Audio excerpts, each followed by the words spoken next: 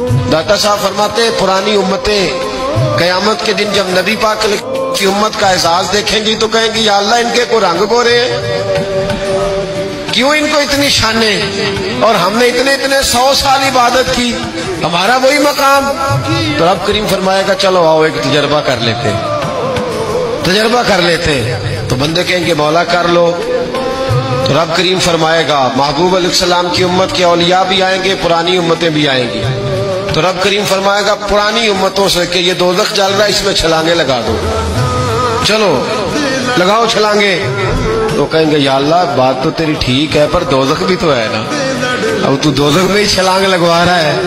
تو رب کریم فرمائے گا چلو ٹھیک ہے تم نے صحیح کہا، اب امت مصطفیٰ سے کہا جائے گا۔ اور داتا صاحب کہتے ہیں امت مصطفیٰ سے بھی امت کے اولیاء سے، یعنی داتا علی اجمیری سے، یعنی غوث پاک جیلانی سے، یعنی خواجہ اجمیر سے، یعنی حضرت ہند الولی سے، یعنی حضرت بہاءالحق نقشبند بخاری سے، اولیاء سے کہا جائے گا۔ رب کریم فرمائے گا مجھ سے پیار کرتے ہو یا اللہ کرتے؟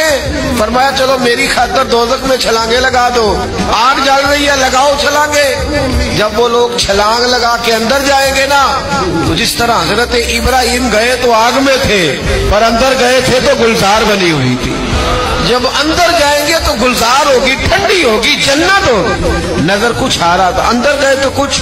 اب رب کریم ان سے پوچھے گا بتاؤ ان کا درجہ بنتا ہے کہ نہیں بنتا؟